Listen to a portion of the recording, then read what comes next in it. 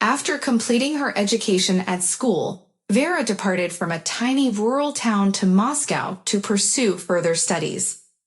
One day, she visited a club with her companions and encountered Stas there. A Moscow resident, attractive, and his parents had gone on a year-long business journey abroad. She fell deeply in love with him and promptly relocated to reside with him. They resided on a higher floor, and her parents sent financial support. Each day, they frequented a club or hosted gatherings at their place. Initially, Vera enjoyed this lifestyle.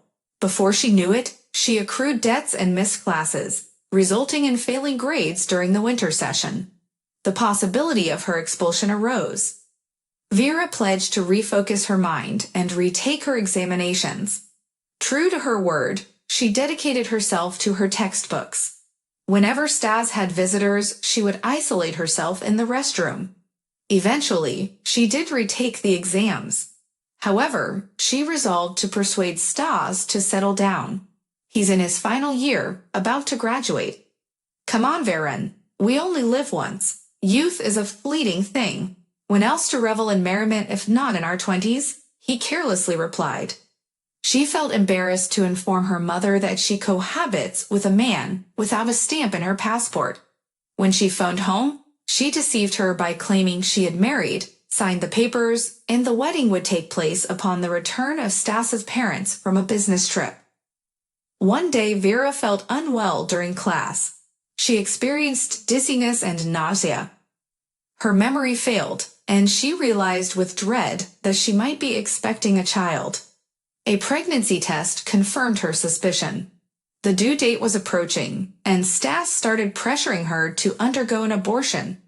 They had a major argument for the first time, leading to Stas leaving and not returning home for 2 days.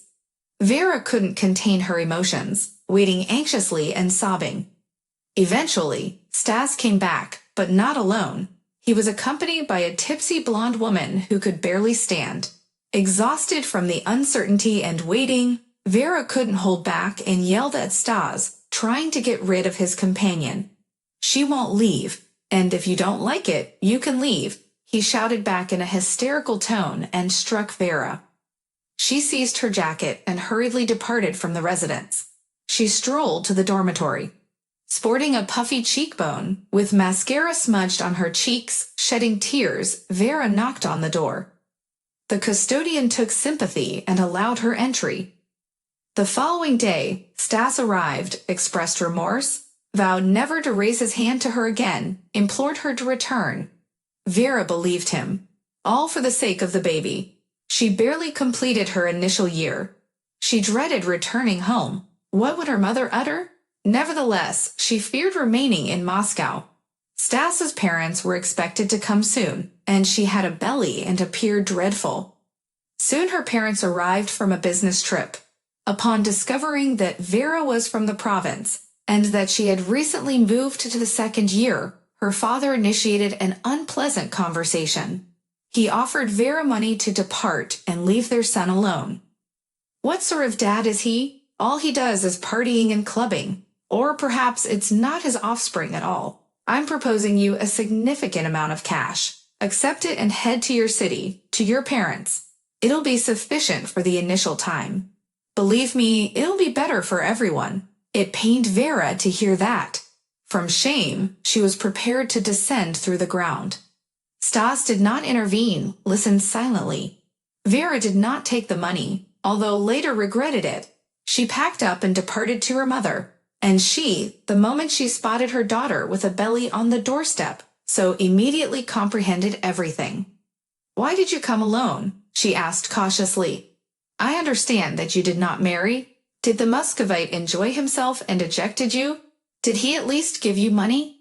asked her mother, not allowing her daughter into the apartment beyond the hallway. "Mom, how can you? I don't need his money." "Why did you arrive at my place? You and I were scarcely getting along before. I believed my daughter had found her fortunate pass, married a Muscovite, residing in luxury. However, she returned to me with a belly. How will we manage to accommodate 4 of us in this place, and with a little child?" "Why the 4 of us? Vera inquired in a slumped tone, not comprehending anything. Because while you were in Moscow, I also acquired a companion. Why? I'm not old yet. I also desire to find happiness as a woman. I raised you alone. I had no time to contemplate myself. I can live for myself now. He's younger than me. I don't want him to gaze at you. Where can I go, Mom? I'm going to give birth soon, Vera whispered, barely holding back her tears. And return to your husband, or whoever he is to you. He made you a child. Let him provide for him, take care of you. The parent remained firm. No compassion or empathy Vera noticed in her gaze. They hadn't had close connections earlier, and now it was as though Vera conversed with an unfamiliar person, not her own mother. Vera grabbed her purse and departed. She walked away from the residence, settled on a bench, and wept. Where to venture? Who requires her? If even her biological mother doesn't concern herself with her and her upcoming grandchild. She even contemplated stepping onto the road and hurling herself beneath a vehicle. Nevertheless, the infant in her womb stirred uneasily, as if sensing something. Vera lacked the courage to let it perish in agony beneath the wheels. Vera. An unexpected acquaintance halted in front of her. She raised her eyes, but tears obstructed her view of the face. It's me, Sonia Smirnova. We were classmates at school. Why are you weeping? She seated herself beside Vera, and then observed her pregnant belly. Are you expecting? Vera burst into tears and disclosed everything to her former schoolmate. You realize, let's head to my abode. My folks are at the country house until autumn. You'll stick around with me for a bit. You can't spend the night outdoors. And then we'll come up with something. And Vera consented. And where to venture? Her legs were weary, and she felt famished. Get comfortable. Don't be bashful, stated Sonia, ushering Vera in. Vera blissfully settled down on the plush couch and extended her legs. Sonia hurried to the kitchen. Now I'll nourish you. I labor at the hospital during my break. I'm studying at medical school, she hollered from the kitchen. I heard you're studying in Moscow. I did, Vera said softly and shut her eyes. 2 days later, Sonia returned home from work elated. We possess an elderly lady reclining in the hospital room. She cannot ambulate after a stroke, but her mind is sharp. Thus, her daughter arrived today. We summoned her because it is time to release her mother. Nevertheless, her daughter declined to accommodate her. Can you envision it? She asserts she dwells in another town. Her spouse won't approve. They reside in 2 chambers with 3 children and she says I cannot take her mother in. And she's so plump, adorned in lurex, it causes my eyes to moisten. She implored us to aid her in finding someone to attend to her mom. I thought of you. She anticipates us after 5:00. Did you inform her I was going into labor? Vera inquired . No, said Sonia, perplexed. Let's depart. There's no one else who wishes to go anyhow. Be prepared. Don't display your belly excessively. You'll observe she'll accept you . What are you doing? How can I care for an ailing elderly lady while I'm pregnant? You have to reposition her, cleanse her, change her diapers. Vera wailed fearfully. I'll instruct her. You don't need to cleanse her every day. I'll arrive and assist. Vera, it's the finest way out for you. You'll have a place to dwell. And the elderly lady, she's tranquil. She's not unkind. And when I deliver a baby, how will I cope with a tiny child and her? Vera wouldn't cease. When you give birth, then we'll contemplate it. I'll support you, echoed Sonia. Accompany me, Vera. Vera was fearful, but if Sonia would aid, she could attempt. At least there would be a roof over their heads and food. They encountered a plump lady wearing an irritated expression on her countenance. Vera was thoroughly examined by her from head to toe. Expecting a baby? Can you handle it? She inquired. She's capable. I'll assist. I'm studying to become a nurse. I can administer injections. She has no place to stay. Her spouse discarded her. Sonia responded on behalf of Vera. I'm indifferent. She brought it upon herself. Don't get your hopes up. You won't receive an apartment. and I won't pay. I have no extra money. I have 3 children, and my eldest daughter will be starting university next year. Will you agree to take care of your mother in exchange for accommodation and meals? Here's a card. Mom's pension is at your disposal. Just ensure you spend it on your mother. I'll be monitoring.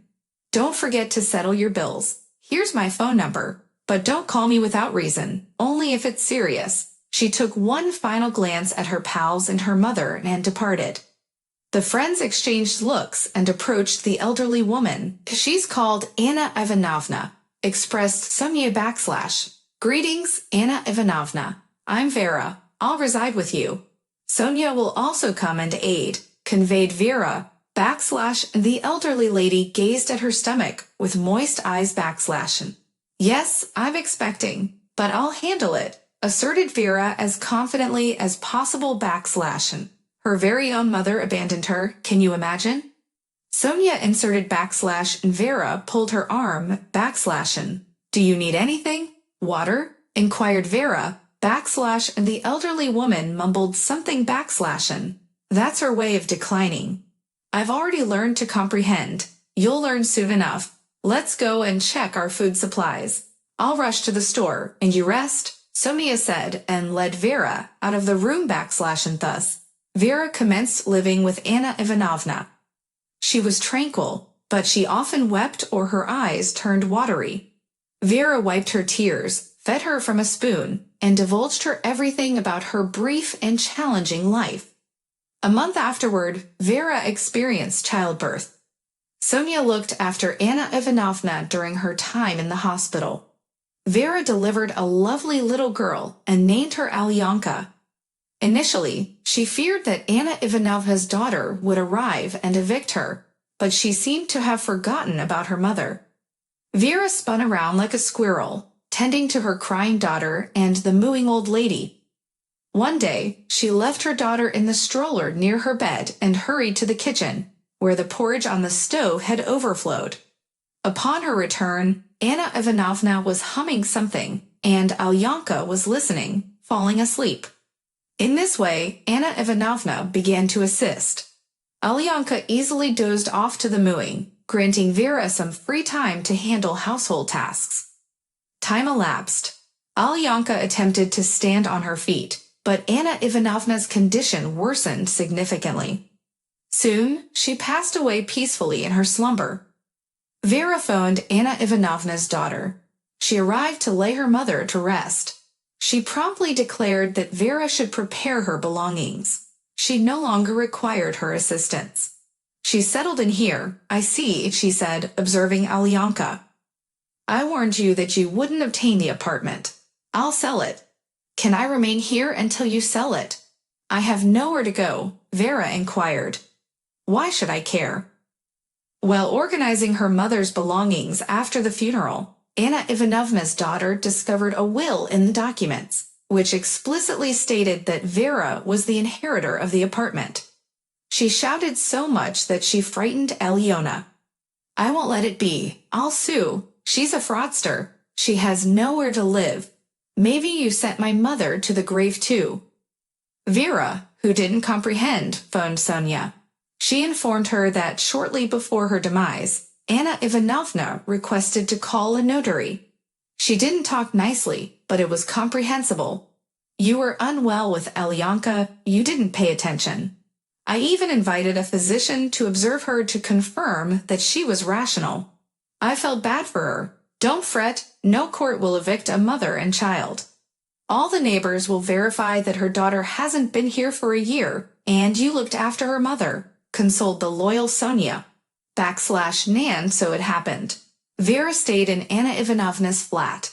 Over time, Alyonka went to preschool, and Vera got a job in the registrar's office, and also worked part-time as a nurse /non Vera recovered, exhaled. It seemed that all the difficulties were behind her, but suddenly her mother came to her. She sat down on a stool and wept. She told her that she'd undergone a complicated operation. She sold her apartment to cover the costs, so she came to Vera to live out her last days. Vera felt bad for her, a mother after all. One day Vera headed out for a stroll with her daughter and Sonia. The weather was pleasant and balmy. "Oh, I left my phone behind." Vera paused midway. "Oh, come on. Why do you require it?" Sonia inquired. "What if Mom falls ill? She won't be able to reach us."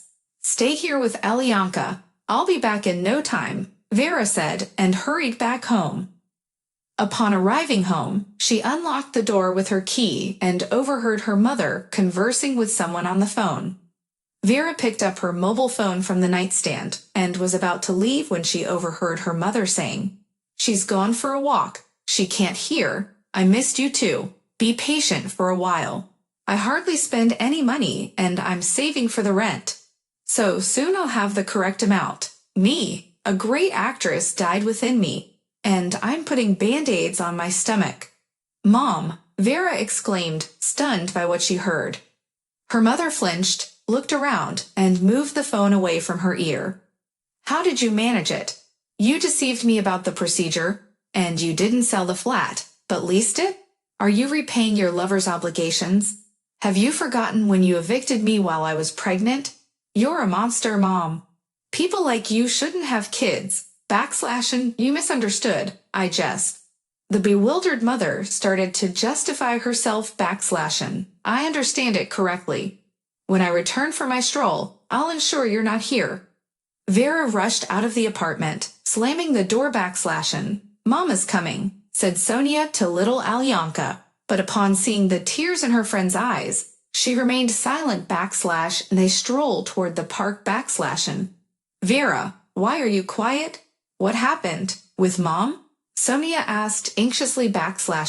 "With Mom? It's just as fine. Can you imagine? She deceived me. She didn't undergo any surgery, and she didn't sell the flat, but rented it out to save money. She came to leech off me to repay her lover's debts. She told you that?" "Undoubtedly, she informed me. I overheard her conversing with her paramour on the phone. And the way she was groaning, she could barely shift her legs, resembling a dying swan. I ensured to attend to her, didn't permit her to do anything. And if she had been truthful with me entirely, I would have allowed her to survive. She's my mother.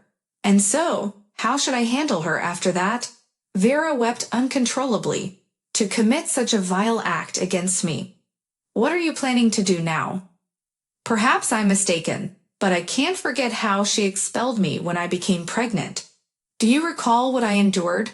Looking after an elderly woman with a baby, taking care of a bedridden elderly woman, enduring dreadful odors, exhausting myself. If it wasn't for you, I don't know what would have become of me." "Jesus, why? Everybody's mothers are just like Moms, but mine. Regrettably, you are unable to select your parents. It's challenging for me to offer you counsel. My mom passed away early. That's why I attended medical school. However, I would pardon her a lot if she were alive." Vera strolled home in apprehension. Sonia's words brought her to her senses. A mother, after all. She shouldn't do that to her. Otherwise, how could Vera be superior to her? But her mother wasn't home. She was gone. Vera breathed a sigh of relief. Hate begets hate. If the mother doesn't love her daughter, what kind of love and assistance does she desire in return? The mother returned to reside in her apartment, and her lover departed when she couldn't settle his debts. When her mother became seriously ill a few years later, Vera cared for her for the remainder of her life.